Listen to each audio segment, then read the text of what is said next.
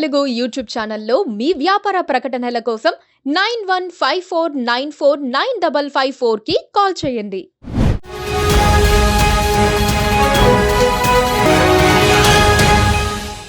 Welcome to KTV Telugu. ఉమ్మడి నిజామాబాద్ రాజకీయ రూపురేఖలు మారిపోతున్నాయి. బాన్సువాడ ఎమ్మెల్యే అయిన మాజీ స్పీకర్ పోచారం శ్రీనివాస్ రెడ్డి చేరికతో కాంగ్రెస్ పార్టీ ఫుల్ జోష్లోకి వెళ్ళిపోయింది. బీఆర్ఎస్ పూర్తిగా డీలా పడిపోయింది. బీజేపీకి కూడా రేవంత్ రెడ్డి షాక్ ఇచ్చినట్లే అవుతోంది. అలాగని కాంగ్రెస్ పార్టీలో అంతా బంగారమే అన్నట్లుగా భావించకూడదు. అక్కడ కూడా లుకలుకలున్నాయి. బాన్సువాడతో పాటు ఉమ్మడి జిల్లాలో పార్టీ అంతర్గత విభేదాలు తారాస్థాయికి చేరే ప్రమాదం ఉంది. కాంగ్రెస్ నేతలపై ఆగ్రహంతోనే పోచారం ఆ పార్టీలో చేరారని చెబితే విడ్డూరంగా ఉండొచ్చు. కాకపోతే అది 16 అణాల నిజం. అంతర్గత సమస్యలను రేవంత్ రెడ్డి ఎలా సరిదిద్దుతున్నారనేది ఇప్పుడు పెద్ద సమస్య. ఎందుకంటే పోచారం రాక చాలా మందికి ఇష్టం లేదు.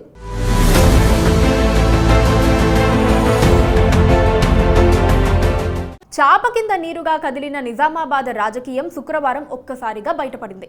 కొన్ని గంటల వ్యవధిలోనే వేగం పుంజుకొని సీఎం రేవంత్ రెడ్డి స్వయంగా పోచారం శ్రీనివాస్ రెడ్డి ఇంటికి వెళ్లారు. ఆ సందర్భంగా శ్రీనివాస్ రెడ్డితో పాటు ఆయన కుమారుడు భాస్కర్ రెడ్డి కూడా కాంగ్రెస్ కండువా కప్పుకున్నారు. వీరి చేరిక ఉమ్మడి నిజామాబాద్ జిల్లాలో పొలిటికల్ ప్రకంపనలు సృష్టిస్తోంది. ఎందుకంటే పోచారం చేరిక సాధారణ అంశం కాదు అని అర్థం చేసుకోవాలి. అందులో అనేక కోణాలు ఆవిష్కృతమై ఉన్నాయని చెబుతున్నారు. నిజామాబాద్ జిల్లాలో పోచారం అత్యంత ప్రజాదరణ ఉన్న నాయకుడు. రాజధాని హైదరాబాద్ వరకు ఆయన ప్రాబల్యం కనిపిస్తోంది. పైగా పోచారం టీడీపీలో మంత్రిగా ఉండి తర్వాత బీఆర్ఎస్ లో చేరారు. అయినా ఆయన అనుచరుల్లో చాలా మంది ఇప్పటికీ టీడీపీలో ఉన్నారు. ఆ సంగతి తెలిసే రేవంత్ రెడ్డి ఆయన్ను కాంగ్రెస్ లోకి ఆహ్వానించారు.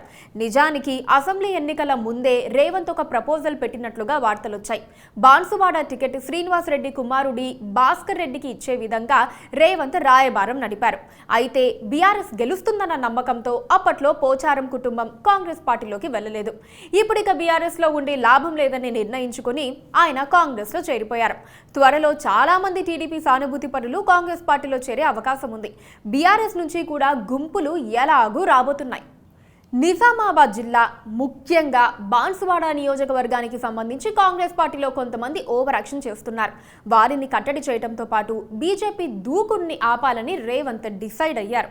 అయితే కాంగ్రెస్ కోసం దీక్షగా పనిచేసే వారికి మాత్రం అన్యాయం జరగదని ఆయన హామీ ఇస్తున్నారు. పోచారం కారు దిగి చెయ్యి అందుకోవటం వెనక కాస్త కథ జరిగిన మాట వాస్తవం. బాన్సువాడ నియోజకవర్గంలో ఇప్పటికే కాంగ్రెస్ పార్టీలో మాజీ ఎమ్మెల్యే ఏనుగు రవీందర్ రెడ్డి, సీనియర్ నాయకుడు కాసుల బాలరాజ్ కీలక నేతలుగా కొనసాగుతున్నారు. బాలరాజ్కు కాంగ్రెస్ అధిష్టానం ఇటీవలే నియామక పదవిని ఇచ్చింది. దీనిని వ్యతిరేకిస్తూ రవీందర్ రెడ్డి వర్గీయులు ఆందోళనకు దిగారు. తాజాగా పోచారం కుటుంబ సభ్యులు పార్టీలో చేరడాన్ని రవీందర్ రెడ్డి, కాసుల బాలరాజ్ వర్గీయులు తీవ్రంగా వ్యతిరేకించారు. లోక్సభ ఎన్నికల్లో బాన్సువాడ నియోజకవర్గంలో కాంగ్రెస్ మెజారిటీ సాధించింది. దాన్ని వాళ్ళు ఒక లెక్కగా కూడా చూపించారు. నిజానికి పోచారం ఫ్యామిలీకి, ఏనుగు కుటుంబానికి పచ్చగడ్డి వేస్తే భగ్గుమంటుంది. ఏనుగు రవీందర్ రెడ్డి కూడా గతంలో బీఆర్ఎస్ లో పని చేశారు. తర్వాత కాంగ్రెస్ లో చేరి పోచారంపై పోటీ చేసి ఓడిపోయారు. రాష్ట్రంలో కాంగ్రెస్ పార్టీ అధికారంలో ఉండటంతో గత 6 నెలలుగా ఆయనే ఎమ్మెల్యే స్థాయిలో కలరింగ్ ఇస్తున్నారు. అధికారులను బెదిరించే మేనేజ్ చేస్తున్నారు. ఏదైనా పని జరగాలంటే ఎమ్మెల్యే పోచారం దగ్గరికి కాకుండా ఏనుగు రవీందర్ రెడ్డి దగ్గరికి వెళ్లాలని జనం చెప్పుకునే స్థాయికి ఆయన డామినేట్ చేస్తున్నారు. దాంతో తన పరపతి పడిపోతోందని పోచారం భయపడిపోయి కాంగ్రెస్ లో చేరే ప్రక్రియను వేగవంతం చేశారని చెబుతున్నారు. ఇకపై ఏనుగు రవీందర్ రెడ్డిని కట్టడి చేసే ప్రక్రియను కూడా పోచారం ప్రారంభించాల్సి ఉంటుంది. మరోపక్క పోచారం చేరికతో ఉమ్మడి నిజామాబాద్ జిల్లాలో సీనియర్ కాంగ్రెస్ నేత షబ్బీర్ అలీ నొచ్చుకునే అవకాశం ఉందని కొన్ని వర్గాల్లో వినిపిస్తున్నప్పటికీ అలాంటిదేమీ లేదని పార్టీ వర్గాలు అంటున్నాయి. ఇంతవరకు కామారెడ్డి స్ట్రాంగ్ మ్యాన్ గా ఉన్న షబ్బీర్ అలీ ఇప్పుడు నిజామాబాద్ నగరాన్ని తన కార్యక్షేత్రంగా మార్చుకున్నారు. అక్కడే పెద్ద స్థలం కొని ఇల్లు కట్టుకొని సెటిల్ అయిపోతున్నారు. వచ్చే ఎన్నికల్లో నిజామాబాద్ నుంచి పోటీ చేయాలి అనుకుంటున్నారు. ఇక జిల్లాలో కాంగ్రెస్ ప్రత్యర్థులంటే నిజామాబాద్ బీజేపీ ఎంపీ ధర్మపురి అరవింద్ పేరు గుర్తుకొస్తుంది. ఫైర్ బ్రాండ్ అయిన అరవింద్ కు చెక్ పెట్టేందుకు కూడా పోచారం ఫ్యామిలీ సేవలు ఉపయోగపడతాయని రేవంత్ రెడ్డి అంచనా వేసుకున్నారు. బీఆర్ఎస్ పార్టీలో సీనియర్ నేతగా మాజీ ముఖ్యమంత్రి కేసీఆర్ కు నమ్మిన వ్యక్తిగా పేరొందిన పోచారం పార్టీ మారటం నిజామాబాద్ ఉమ్మడి జిల్లాలో సంచలనంగా మారింది. ఇటీవలే కామారెడ్డి కామారెడ్డి జిల్లా పరిషత్ సర్వసభ్య సమావేశంలో 2 పడక గదుల ఇళ్ల బిల్లులు చెల్లించకపోతే లబ్ధిదారులతో కలిసి ఆందోళన చేస్తానని పోచారం ప్రభుత్వాన్ని హెచ్చరించారు.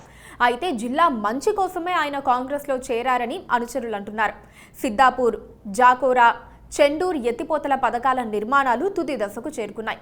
ప్రభుత్వ మద్దతు లేకుంటే ఇవి పూర్తయ్యే పరిస్థితి లేదు. అలాంటి పనుల కోసమే ఆయన చేరారన్నది వారి వాదన. లాంగ్ రన్ లో ఏం జరుగుతుందో చూడాలి.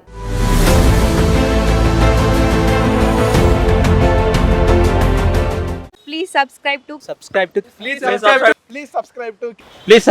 KTV Telugu. KTV Telugu. KTV Telugu. KTV Telugu channel.